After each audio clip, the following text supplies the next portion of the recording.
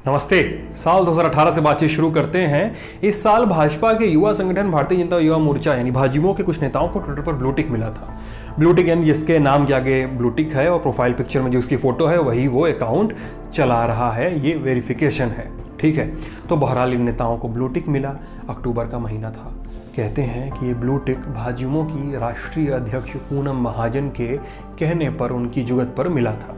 इसे यकीन इस बात से भी मिलता है कि कुछ एक नव ब्लू टिकियों ने पूनम महाजन को शुक्रिया भी कहा था। लेकिन डार्क ट्रुथ है कि उत्सव की उम्र लंबी नहीं होती। कुछ दिनों में ये ब्लू टिक गायब हो गया।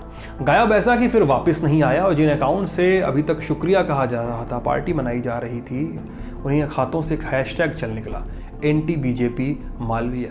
इंडिया के टॉप ट्रेंड में चली गई बात। ये अमित मालवीय के खिलाफ चला ट्रेंड था। वही अमित मालवीय जो भाजपा के आईटी सेल के नेशनल इंचार्ज हैं, वही अमित मालवीय जिन पर पूनम महाजन के कथित समर्थकों ने ही भाजपा के खिलाफ होने का आरोप लगाया, वही अमित मालवीय जिन पर अभी सुब्रमण्यम स्वामी ने भी यही आरोप लगाया है, और वही अमित मालवीय जिन पर यह कहा गया कि उनके कहने पर पूनम महाजन के साथ के लोगों के ब्लू टिक हटाए गए। अब स्वामी ने झगड़ा पाल लिया है, कह रहे हैं कि इनको हटाइए वरना खुद से अब खुद का बचाव करेंगे। लेकिन स्वामी इतने बड़े नेता, इतने बड़े अर्थशास्त्री क्यों अदावत पाल बैठे? आईटी सेल है इसके पीछे, बीजेपी का आईटी सेल, जिस पर सुब्रमण्यम स्वामी की ट्रोलिंग करने का आरोप है। तो लेकिन यहाँ जानते हैं कि अमित मालवीय कौन है, कहाँ से आते हैं, पढ़ाई लिखाई नौकरी का लेखा जोखा क्या है, सबसे जरूरी बात कि भाजपा से कैसे जुड़े।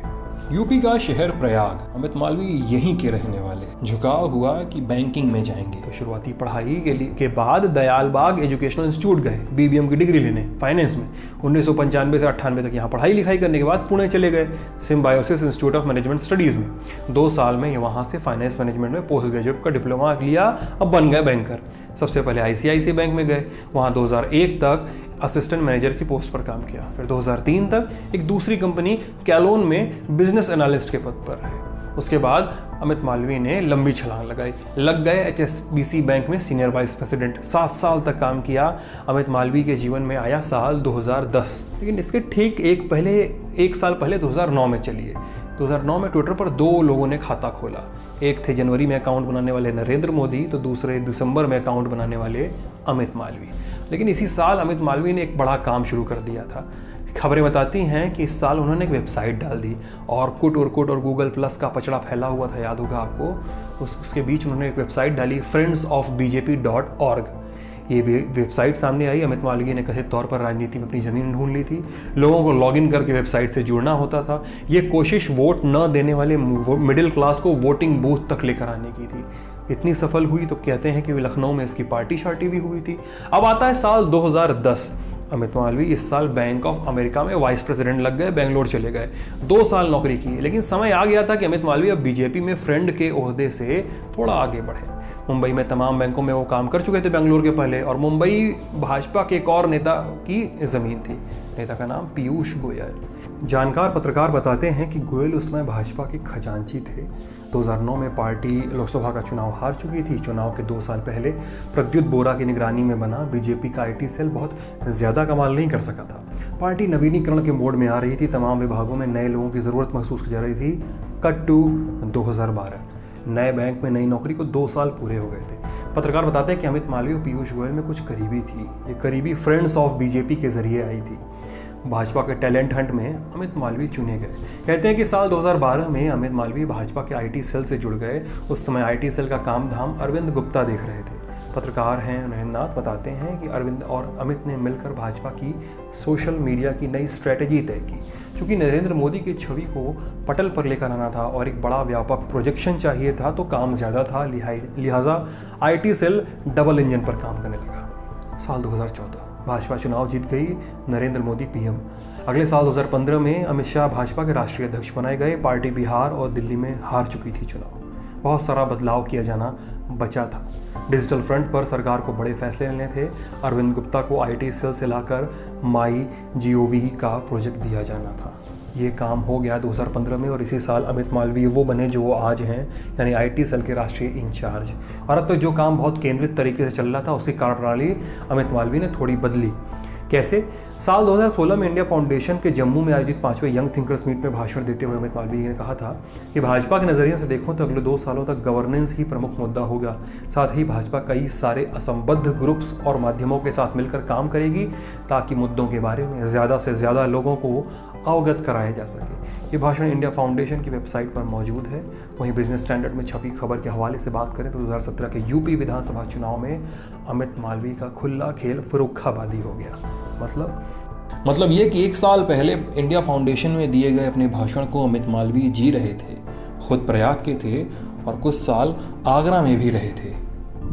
खबर दावा करती है कि इन्हीं असंबद्ध ग्रुपों से निकल रहे व्हाट्सएप मैसेजों ने संघ परिवार के इस चुनाव में बहुत मदद की। भाजपा जीत गई। गोरखनाथ मंदिर से निकलकर योगी आदित्यनाथ मुख्यमंत्री की कुर्सी पर पहुंच गए। अब अमित मालवीय का कद बढ़ चुका था। वो थोड़ा मजबूती से पार्टी में खड़े थे, लेकिन जिस समय अमित मालवीय की कामयाबी का मेयार दिख रहा था उसमें उनकी टीम हजारों आरोपों से गुजर रही थी। सोशल मीडिया पे कहा जाने लगा कि आईटी सेल का काम ट्रोलिंग करना है। पत्रकार स्वाति चतुर्वेदी ने आई एम ट्रोल नाम से एक किताब लिखी। इसमें स्वाति खोसला के हवाले से बातें लिखी थी। खोसला आईटी सेल की पूर्व मेंबर होने की बात कहती हैं। अरविंद गुप्ता के साथ काम करने का दावा करती थी। उन्होंने आरोप लगाया कि उन्हें रोज़ बताया जाता था कि सरकार और पार्टी पर सवाल उठाने वालों को सोशल मीडिया पर घेरना है, ट्रोल करना है। अरविंद गुप्ता ने बाद में नकार दिया कि खोसला कभी आईटी सेल से जुड़ी नहीं थी। अमित मालवीय और उनकी टीम पर झूठी जानकारियां फैलाने के बहुतेरे आरोपों की फहरिस्त है। फहरिस्त इतनी लंबी कि सोशल मीडिया पर कुछ लोग उन्हें फेक न्यूज़ की फैक्ट्री का मालिक कहते हैं। अमित मालवीय कोई ट्वीट डालते हैं या रिट्वीट करते हैं, फैक्ट चेक करने वाली वेबसाइटें अक्सर सच सामने लेकर आ जाती हैं। उदाहरणों से देखिए, 28 दिसंबर 2019 देश भर में सीए के खिलाफ प्रदर्शन हो रहे थे तो लखनऊ में भी ऐसा प्रोटेस्ट हुआ। अमित मालवीय ने इस दिन एक ट्वीट किया, कहा कि लखनऊ में हुए प्रोटेस्ट में पाकिस्तान जिंदाबाद के नारे लगाए गए। अमित मालवीय के इस ट्वीट की fact checking website alt news ने पड़ताल की। निकल कर आया कि अमित मालवीय गलत बोल रहे थे। लखनऊ में प्रोटेस्ट करने वाले काशिफ साहब जिंदाबाद के नारे लगा रहे थे, जो AIMIM के प्रतिनिधि हैं। अमित के 15 नवंबर 2017 के ट्वीट को देखिए। उन्होंने राहुल गांधी का क्लिप किया हुआ वीडियो शेयर किया। राहुल गांधी बोलते दिख रहे थे कि ऐसी मशीन लगाऊंगा, इधर से आलू डालूंगा, उधर से सोना निकलेगा। राहुल गांधी का मजाक उड़ने लगा। राहुल गांधी ने इस रैली का पूरा तथाकथित वीडियो अपलोड कर दिया। उसमें वो कहते दिख रहे थे कि कुछ महीने पहले यहाँ बाढ़ आई तो पीएम मोदी ने कहा कि 500 करोड़ रुपए दूंगा, 1 भी रुपया नहीं दिया। आलू के किसानों से कहा कि ऐसी मशीन लगाऊंगा, इस साइड से आलू घुसेगा, उस साइड से सोना निकलेगा। ऐसे ये मेरे शब्द नहीं हैं, नरेंद्र मोदी जी के शब्द हैं। ये राहुल गांधी का कहना था। इसके अलावा 2018 में भी चुनाव आयोग की घोषणा से पहले ही अमित मालवीय ने कर्नाटक विधानसभा चुनाव की तारीखें बता दी थी।